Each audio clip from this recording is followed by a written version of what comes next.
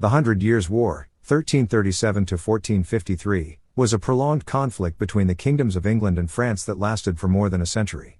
It was marked by a series of battles, sieges, and shifting alliances, as well as significant changes in the social and political structures of both nations. The war's origins were rooted in dynastic disputes over the French throne, compounded by broader territorial and economic ambitions. By its end, it had transformed medieval warfare, altered the course of French and English history, and had a lasting impact on European geopolitics. Origins of the conflict. The roots of the Hundred Years' War can be traced to a complex web of political and dynastic factors, intertwined with centuries-old rivalries between France and England. The war officially began in 1337 when King Edward III of England claimed the French crown, which was a direct challenge to the ruling Valois dynasty.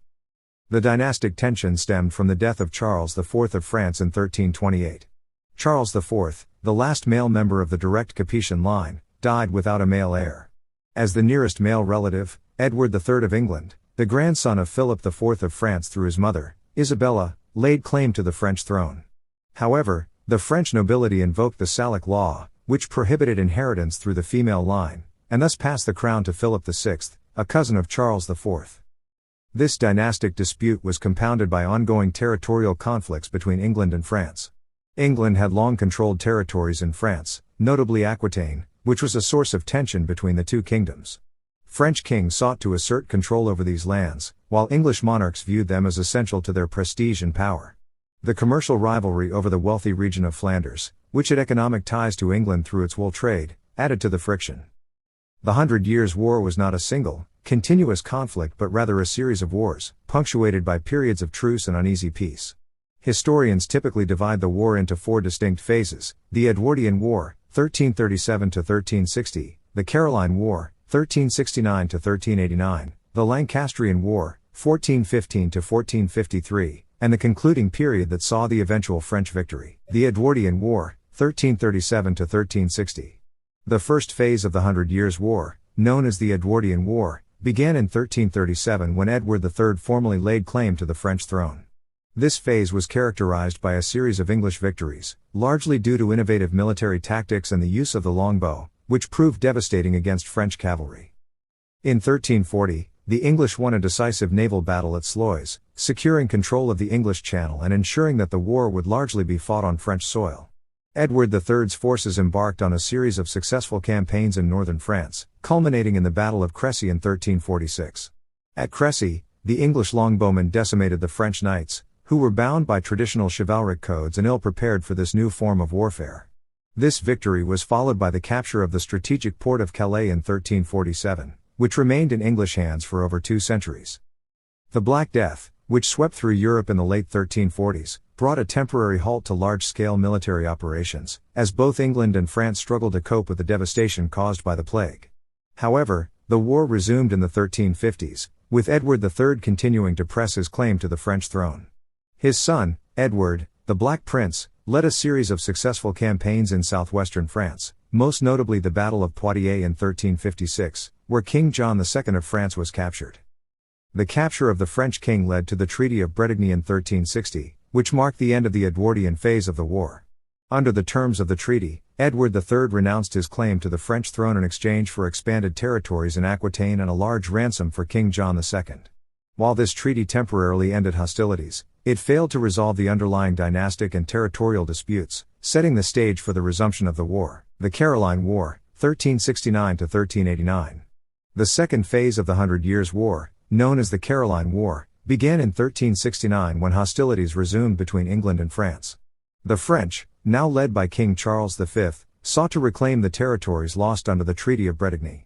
Charles V, known as Charles the Wise, adopted a more cautious and defensive strategy compared to his predecessors, avoiding direct confrontation with the English in favor of attrition warfare. French forces, led by the capable commander Bertrand du Guesclin, employed guerrilla tactics and siege warfare to gradually recapture much of the territory lost to the English. Du Guesclin's strategy of avoiding pitched battles while harassing English-held territories proved effective, and by the end of the Caroline phase, the English had lost much of their holdings in France. The Caroline War also saw internal political struggles in England. Edward III's later years were marked by declining health and the death of his heir, the Black Prince, in 1376. Edward III himself died in 1377, and the English crown passed to his 10-year-old grandson, Richard II.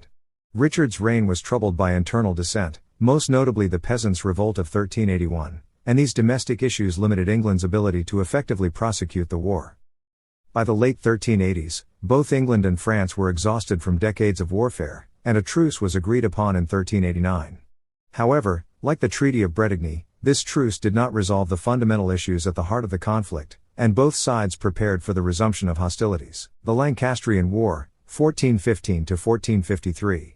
The final and most famous phase of the Hundred Years' War, known as the Lancastrian War, began in 1415 when King Henry V of England renewed the English claim to the French throne. Henry V, a determined and capable military leader, sought to exploit the internal divisions in France, where the Armagnac and Burgundian factions were engaged in a bitter civil war. Henry V's campaign began with the famous Battle of Agincourt in 1415, where the English once again used the longbow to devastating effect. Despite being heavily outnumbered, the English army inflicted a crushing defeat on the French, killing thousands of French knights and capturing many more. Agincourt became a symbol of English military prowess and marked the beginning of a series of successful English campaigns in northern France. In 1420, Henry V concluded the Treaty of Troyes with the French, which recognized him as the heir to the French throne and provided for his marriage to Catherine of Valois, the daughter of King Charles VI of France. However, Henry V died unexpectedly in 1422, leaving his infant son, Henry VI, as the nominal king of both England and France. The death of Henry V marked a turning point in the war. The English, now led by regents acting on behalf of the young Henry VI, struggled to maintain their hold on France. Meanwhile, the French cause was revitalized by the emergence of Joan of Arc, a peasant girl who claimed to have received divine visions instructing her to support Charles VII, the son of Charles VI, as the rightful king of France. Joan of Arc's leadership inspired a series of French victories, most notably the lifting of the Siege of Orléans in 1429. Her role in the coronation of Charles VII at Reims further bolstered French morale and legitimacy. Although Joan was captured by the Burgundians in 1430 and executed by the English in 1431, her impact on the French cause was profound. By the 1440s, the French, under the leadership of Charles VII, had regained much of the territory lost to the English. The French army, now better organized and equipped with artillery, launched a series of successful campaigns that culminated in the recapture of Normandy and Aquitaine. The final battle of the Hundred Years' War took place at Castillon in 1453, where the French decisively defeated the English, marking the end of English territorial ambitions in France. Consequences of the Hundred Years' War. The Hundred Years' War had profound and lasting consequences for both England and France, as well as for the broader European context.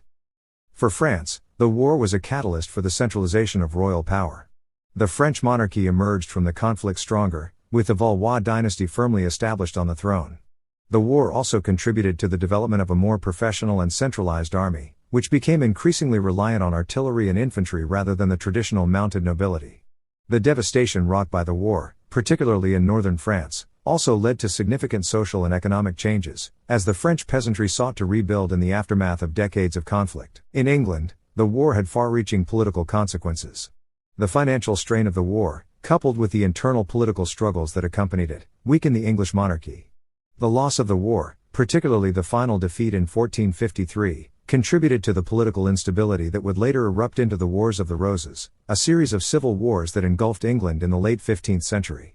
The war also marked the beginning of the decline of the English knightly class and the rise of a more professional standing army. The Hundred Years' War also had a profound impact on medieval warfare. The use of longbowmen, infantry, and artillery in the conflict signaled the decline of the mounted knight as the dominant force on the battlefield.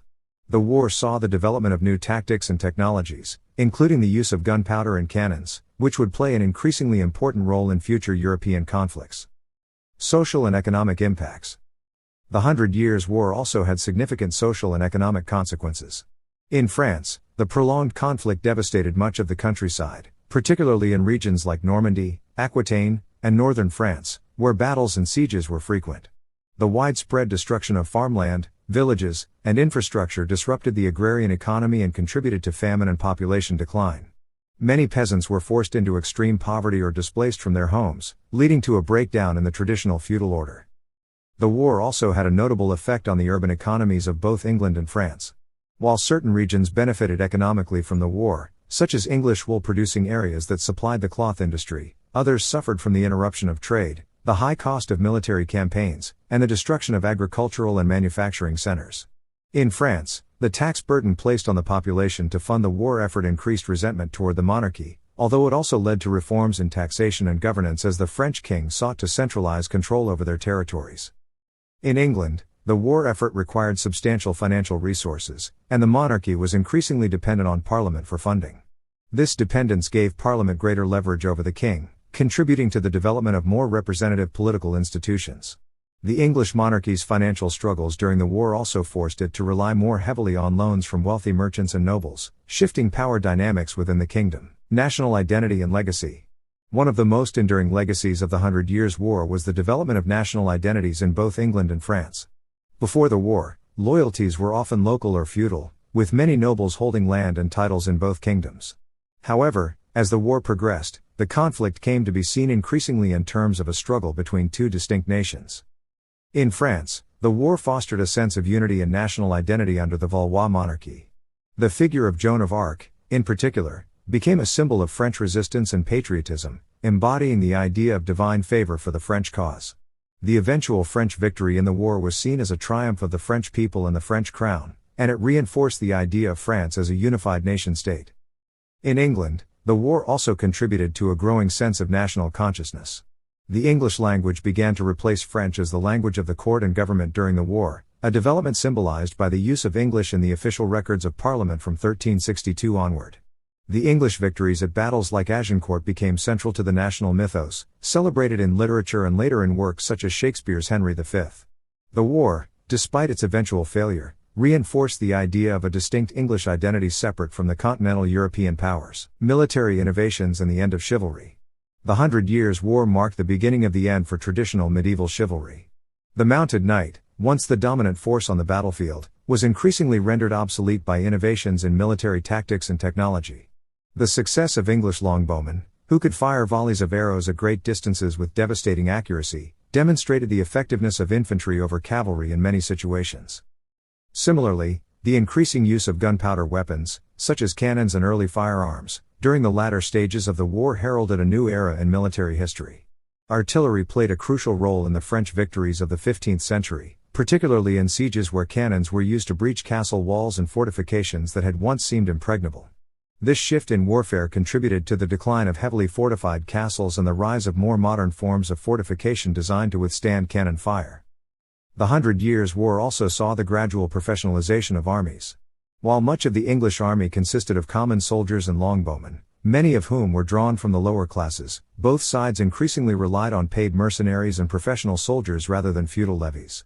This shift away from the feudal system of military service toward professional standing armies would have a lasting impact on the nature of European warfare in the centuries to come. The 100 Years' War was a defining conflict of the late Middle Ages, shaping the course of both English and French history in profound ways. What began as a dynastic dispute over the French crown evolved into a protracted struggle that transformed the political, social, and military landscape of Europe. For France, the war marked the rise of a stronger and more centralized monarchy, while for England, it signaled the beginning of internal conflicts that would eventually lead to the Wars of the Roses. Militarily, the war saw the decline of medieval chivalry and the rise of new tactics and technologies that would dominate European battlefields in the centuries to come. The use of the longbow and artillery, along with the professionalization of armies, represented significant shifts in how wars were fought and how states were defended. The legacy of the 100 Years' War is also deeply intertwined with the emergence of national identities in both England and France. The conflict helped to solidify the sense of Englishness and Frenchness as distinct identities, with both nations celebrating their heroes and their victories, and remembering their defeats. Figures like Joan of Arc and Henry V became iconic symbols of their respective nations' military valor and divine favor, while the war itself became enshrined in the histories and legends of both countries. Though the war officially ended in 1453, its effects resonated well beyond its conclusion, influencing the development of early modern Europe and the shaping of the modern nation-state. The 100 Years' War was a crucible of change, through which two of Europe's most powerful kingdoms emerged transformed, and it stands as one of the most important conflicts in medieval history.